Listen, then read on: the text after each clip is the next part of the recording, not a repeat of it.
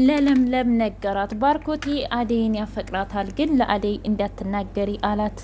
ለምለም በጣም ተደነቀች። እውነት እኔ እኮ የሚመስለኝ ዲቭ የሚያፈቅራት እና ደግሞ ለዛም ይመስለኛል ፍቅር እንደዚህ አደይን ጥምድ አድርጋ ያዘቻት። ምን ጉር ነው የምትነግረኝ ስትለው፣ አዎ ግን እባክሽ ይሄ ነገር ሚስጥር ነው አለች። አደይ በድጋሚ ታገተች። በድጋሚ ባውዱ ደመቀን አደይ ጮኸችበት። አንተ በልቶ ካድ አንተ አሁን አንተ ወንድም ነህ? እስኪ ንገረኝ፣ እኔ ምን ብበድልህና ምን ባደርግህ ነው እንደዚህ ያደረከኝ አንተ የማትረባ ሰውዬ ብላ በጣም ተናደደችበት። እሱም ደግሞ ተረጋጊ ብሎ በድጋሚ በጠፍር ግጥም አድርጎ አሰራት። በጣም ያሳዝናል። እውነት ለመናገር እንዴት እንዲያናድደኝ ይሄ ደመቀ የሚባል ሰው። ፍቅር እስኪ አንቺ እኔ ምልሽ፣ ቆይ አንቺ ከኔ የምንፈልገሽ ነው? ደግሞስ ለምንድን ነው ይሄን ሁሉ ሴራ ከደመቀ ጋር ያባባልሽው? ታውቂያለሽ አለቻት ፍቅር። ደመቀ ለገንዘብ ሲል ማንንም ይሸጣል፣ ራሱን ራሱ ይሸጣል። ታውቂያለሽ? በጣም መጥፎ ልጅ ነው። ሰላም ውድና የተከበራችሁ የቻናሌ ቤተሰቦች እንዴት ናቸው? ሁሉ ሰላም፣ ሁሉ መልካም። እኔ እግዚአብሔር የተመሰገነ ይሁን ደህና ነኝ። ልጅ ቻናል አዲስ ሆናችሁ ሰብስክራይብ በማድረግ ቤተሰብ የሆኑ ነበር። ቤተሰቦች ደግሞ ስለምትከታተሉኝ ከልብ አመሰግናለሁ። አደይ ድራማ እንደቀጠለ ይገኛል። ወይኔ ዛሬ አደይ በጣም ነው ያስደሰተችኝ። ፍቅርን ታውቂያለሽ? እስከ ዛሬ ስራዬን አክብሬና እንደ ሰራተኛ ሁኜ የምሰራው ለቤተሰቦችን ለመጦር እህቴን ለማሳከም ብዬ እንጂ እኔ ካንቻስ ልኳን ስለነገረቻት ደስ ብሎኛል። እና ለምንም ቢሆን ይሸጣል እና አንቺ ደግሞ እንደ ጅላየሽ ሸጠሽ አንቺን ብላ ቅጥል አደረገቻት። ትሰምኛለሽ? ከዚህ በኋላ ማንንም አልፈራም። እስከ ዛሬም ለእናትሽና እንዲሁም ወንድምሽ ጥሩ ልጅ ስለነበረ ነው። አሁን ግን ሁሉም ነገር አብቅቷል እና የላቤን ደሞዜን ትሰጭኛለሽ፣ አይ ካልሽ ደግሞ በምፋረድሻለሁ ብላ እንቅ አደረገቻት። ዲብ እየተንገዳገደ ሰክረዋል። እንዴ ቆይ እዚህ ደግሞ አንቺና ዲብ ምን ትሰራላችሁ? ምን አገባሽ? የፍቅራችን ልታናጥቢን መጣሽ እንዴ? ዲብን ስጠይቀው እሷ ናት እንጂ እኔ ምንም ነገር አላደረኩም። ታውቂያለሽ? አንቺን ወልጄና ፍቅሬ ትተሽን ስትሄጂ ተስፋ ቆረኩኝ። የተናገርኩት ነገር ቆጨኝ እያለ ዝም ብሎ ይንበዘበዛል። ከዛም በኋላ እንዴ አረ በቃ ተረጋጋ። ለማንኛውም አሁን ተኛ ብላ ልታስተኛ ስትል አብሬሽ ካልተኛው ብሎ ታገላት። ከዛ ፍቅር መጣይና አንቺ ደግሞ ሰክሯል ብለሽ ይሄን አጋጣሚ ልትጠቀሚበት ነው እንዴ? እደረቱ ላይ ምን እያደረግሽ ነው አለቻት። ምን ደረቱ ላይ ምን አደርጋለሁ? አንቺ ሴትዮ አብደሻል እንዴ? ኧረ አሁንስ በቃሽ እንዴ ብላ በጣም ተናደደችባት። ከዛ ጥላት ወጣች። ኤላና ለምሊ በጣም እየተጎራረሱ ኧረ በቃሽ አንቺ ሴትዮ ልትገሊ ነው እንዴ በቃኝ ጠግቤያለሁ እኮ ሲላት፣ ምን ላድርግ ብለህ ነው ብላልኝ። እስኪ ታውቂያለሽ አንድም ቀን አንቺና እኔ ባንድ ሆነን አልም ያላቅም ነበር። ከዚህ በኋላ ግን እያለምኩ ነው አላት። ይኸውልህ ባርኮቴ ለምንድን ነው እስካሁን ድረስ ደሞዟን ያልሰጠሽው? አንቺ ግን ምን ሆነሽ ነው? ኧረ ተይ ፍቅር ተይ። ፍቅር ደግሞ ትሰማኛለህ ባርኮቴ፣ ሌላ ስህተት ባሰራ ይሻልሃል አለው። ኤላም ፍቅርም እንደዛው። ባለፈው ታውቃለህ እኔ ምንም ነገር ሳላደርግ አንቺ ሰረቅሽው ስትሉኝ ነበረ። አሁን ደግሞ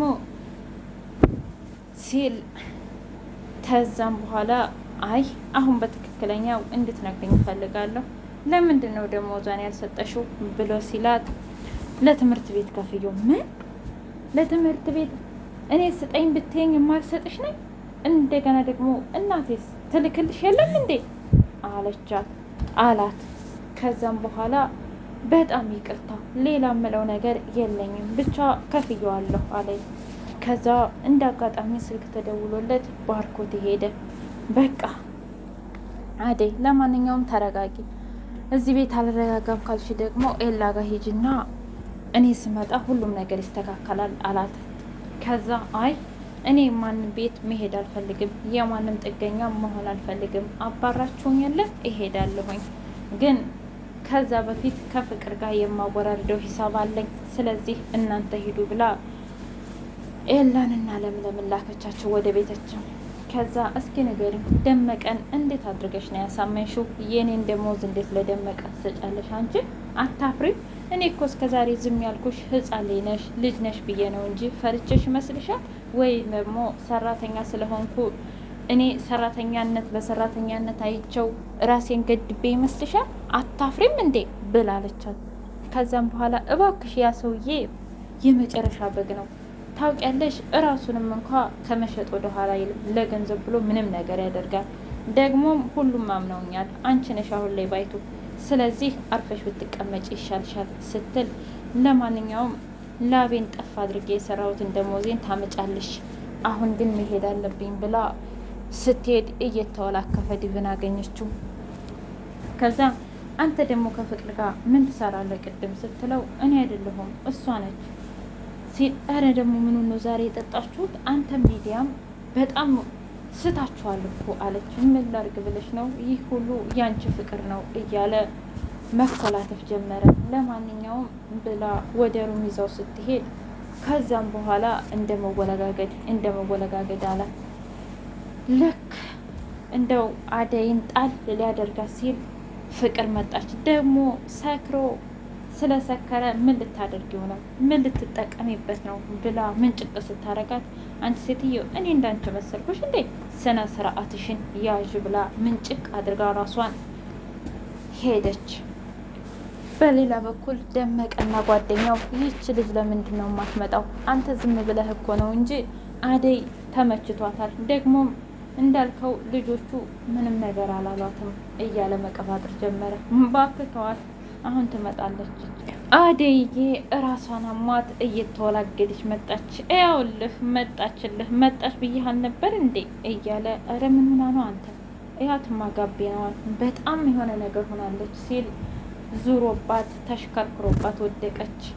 ከዛም በኋላ ወይኔ ብለው አፋፍሰው አስገቧት ወደ ሩም፣ እዛ ድሮ ታገተችበት። በሌላ በኩል ለምለም ኧረ ጠፋች። አደይ እኮ እመጣለሁ ካለች ሰዓታት አለፋት። ይች ልጅማ የሆነ ነገር ሆናለች ማለት ጀመረች። እንዴ እውነት? አዎ እስኪ ተመልከታት፣ አለፋት እኮ ሰዓታት አለፋት። እንዴ ለማንኛውም እኔ አሁን ያልኩ ቦታ ደርሼ መምጣት አለብኝ። አንተ ደግሞ እንደምንም ብለህ ሂደህ አደይን አምጣት እስኪ እዛውም ሆና እንደው ብላ ላከችው ኤላዬን። ኤላ ሂዶ ሲጠይቅ አደይ እዛ ቤት እንደሌለች እና ከወጣች እንደቆየች መርዶ ተነገረው። አደይ የት ሄዳ ነው በማለት ግራ ገባው። ድብም እንዴ አደይሳ ብሎ ሲጠይቀው ኤላ አደይ እኮ አሁን ወጣች አለው። ዲብ በቃ ተዋት፣ ሌላ ቦታ ስራ ገብታ ይሆናል ማለት እንዴት ይሄን ቤት ትታ ሲል፣ እንዴ ከዚህ ቤት ማባረራችኋት አይደል እንዴ? እና ምናልባት ሌላ ቦታ ገብታ ይሆናል። ከዛ ፍቅርን ሄድና አየሽ አደይ ለዚህ ቤት ታስፈልግ ነበረ፣ ለባርኮቴ እህቱ፣ እሺ ላንተስ የሚለው ጠፋው ዲብ። ከዛም በኋላ ለማንኛውም እዚህ ቤት መኖር ነበረባት። ትሰማኛለህ? አሁን ሌላ ቦታ ስራ ገብታ ይሆናል። ደግሞ ሌላው ቦታ እንደኛ ቤት የሚያቀጥ መስሎሃል? እሺ የሚቆጣጠር ቤት ነው የምትገባው። ስለዚህ ያው ስነ ስርዓት ያስተምሯታል በዛው ማለት ጀመረች ብሎ ዲብም ተናዱ ሄደ። ከተኛችበት ስትነቃ ምን ጉር ነው? ምን ውስጥ ነው ያለሁት? በማለት በጣም ጮኸች። አርፌሽ ተቀመጭ ብሎ ደመቀን አንተ ውርደታ እንዴት እንደዚህ ታደርገኛለህ ስትለው አንቺ ተኝ አርፌሽ ተቀመጭ ብሎ በገመድ እስር ያደረጋት። የእውነት ግን ደመቀ በጣም ተናድጄበታለሁ። ምነው አበዛው ግን ደመቀ በዚህ ልክ ምነው ፈላበት እንዴ? የእውነት ከፍቅርም ያን ያህል ፍቅር ቢይዘውም እንኳ አደይ መሰቃየት ምን እንትን አመጣው? በዛ ላይ አባቷ ጀግና ነው፣ አባቷ እንደዚህ ነው እያለ ሲፎከስ አልነበር እንዴ? እና እስኪ ለምንድን ነው እንደዚህ የሚያሰቃያት? እውነት ወንድምነት እንደዚህ ነው? ወይ ገንዘብ አያደርገው የለ ያኛው ልጅ ግን አሳዘነኝ። ጠረንሽ አሁንም ድረስ አለ። የባለፈው ጠረን እያለ አስገድዶ ይደፍራት ይሆን ወይስ ደግሞ ሁለተኛ ደመቀ መጥቶ ያድናት ይሆን? መቼም የዛ የደመቀ ጓደኛ